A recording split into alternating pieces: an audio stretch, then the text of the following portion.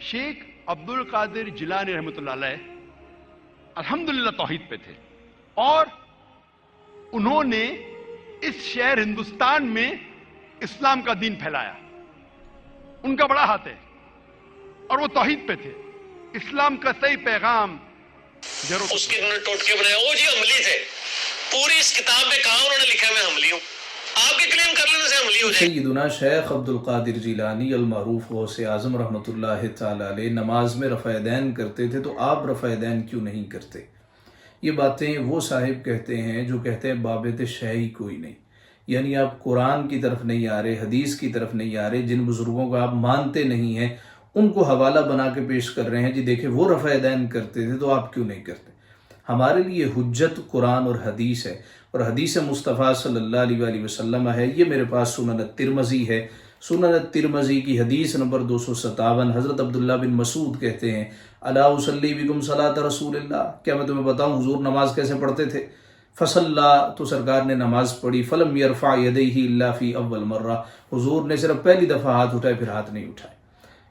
कुरान और हदीस तो ये कहते हैं कि सरकार ने बाद में रफ़ा-ए-दैन तर्क कर दिया था, और कुरान क्या कहता है, वलल आखिरतु खैरुल लक मिनल ऊला, महबूब आपकी हर आने वाली घड़ी पहली घड़ी से बेहतर है।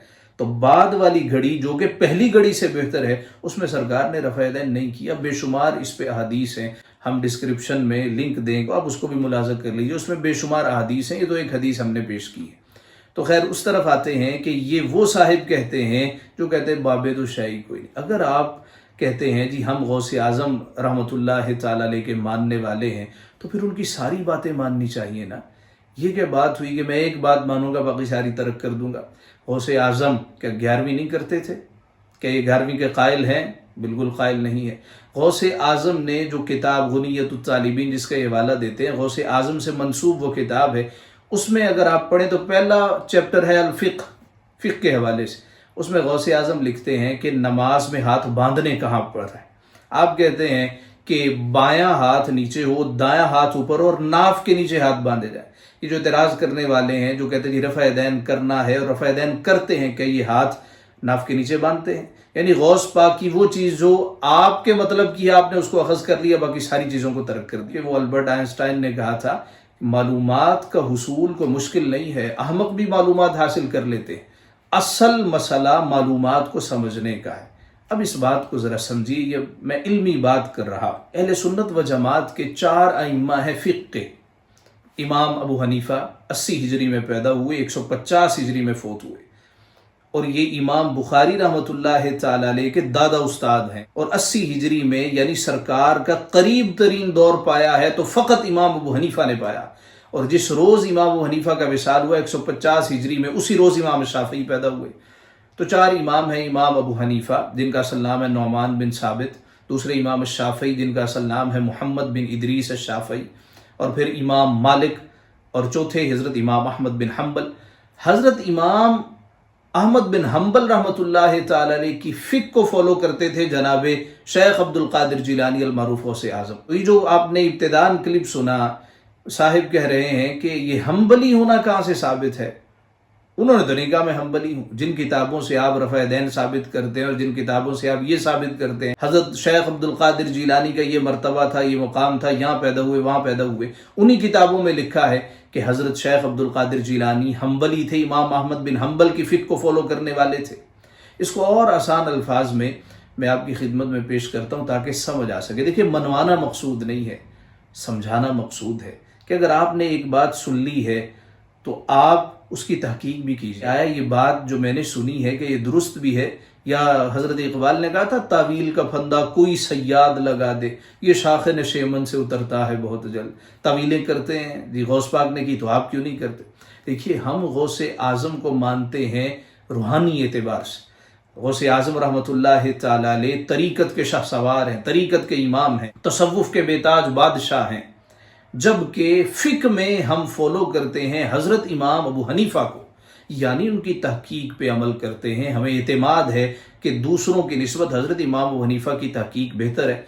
और हज़रत गौसे आज़म फ़िक़्ह में फॉलो करते थे इमाम अहमद बिन हम्बल को, और इमाम अहमद बिन हम्बल रफ़ा-ए-दैन के कायल थे। हज़रत इमाम अबू हनीफ़ा रफ़ा-ए-दैन के कायल नहीं है। तो जब हज़रत इमाम احمد بن حنبل کے فالوور جناب شیخ عبد القادر جیلانی نماز کا طریقہ بتا رہے ہیں جو احمد بن حنبل کا ہے، یعنی جو غنیت الطالبین ہے جو منسوب ہے غوث اعظم سے، اس میں غوث اعظم نے یہ نہیں کہا میں یہ نماز ثابت کر رہا ہوں بخاری اور مسلم سے، بلکہ وہ طریقہ وہ بتا رہی ہیں جو امام احمد بن حنبل کا طریقہ ہے۔ اور یہاں پہ اعتراض کیا جاتا ہے جی آپ پھر اس طرح کی نماز کیوں نہیں پڑھتے؟ اس طرح کی نماز اس لیے نہیں پڑھتے کہ وہ حنبلی تھے اور ہم حنفی ہیں، ہم طریقت میں ان کو مانتے ہیں، تصوف میں مانتے ہیں، روحانیت میں مانتے ہیں، فقہ میں ہم ابو حنیفہ کے قائل ہیں، ابو حنیفہ کی تحقیق پہ اعتماد کرنے والے ہیں، جس طرح غوث اعظم فقہ میں امام احمد بن حنبل کی فقہ کو فالو کرنے والے تھے۔ دیکھیے گھر میں اگر وائرنگ کا مسئلہ ہو جائے تو ہم کس کے پاس جاتے ہیں؟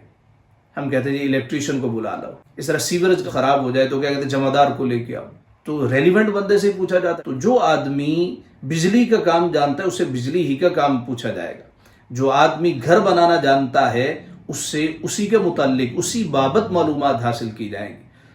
اسی طرح حضرت شیخ عبد القادر جیلانی رحمۃ اللہ تعالی علیہ روحانیت کے شاہ سوار ہیں، ان سے روحانی معاملات میں رہنمائی لی جاتی ہے، اور فقہی معاملات میں وہ حضرت امام محمد بن حنبل سے رہنمائی لیتے تھے اور ہم حضرت امام ابو حنیفہ رحمۃ اللہ تعالی علیہ سے رہنمائی لیتے۔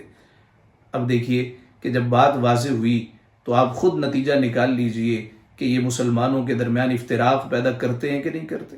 جن کی تو نماز ہی نہیں ہوتی، اس لیے کہ ان کے جو بڑے ہیں، ان کے بابے جو ہیں، تم بابوں کو مانتے نہیں ہو، ہم تو الحمدللہ ہر اللہ کے ولی کو مانتے۔ ہمارے پیش نظر وہ سرکار کا فرمان ہے من عاد لی ولیا فقد آذنتہ بالحرب، اللہ کہتا جس نے میرے ولی سے دشمنی کی میں پروردگار اعلان جنگ کرتا ہوں۔ دو ہی بندوں سے اعلان جنگ ہے، سود خور اور اللہ کے ولی کا دشمن، جو بات بات پہ کہتا پھرے بابد شاہی کوئی نہیں، استہزاء کرے، ٹھٹھا کرے، مذاق کرے، تو اللہ کہتا ہے اعلان جنگ کرتا ہوں۔ اور پھر بھولے بالے مسلمانوں کو بلیک میل کرنے کی کوشش کرتے ہیں، دیکھو جی ان کے بابے غوث پاک تو رفع دین کرتے تھے، ہیرے فدین نہیں کرتے۔ تم نے غوث پاک کی مانی ہے تو ساری مانو نا، ایک بات مان لی دو باتیں چھوڑ دیں، ایک بات مان لی چار باتیں چھوڑ دیں، ماننا ہے تو سارا مانو۔ دورنگی چھوڑ دے یک رنگ ہو جا، سراسر موم ہو یا سنگ ہو جا۔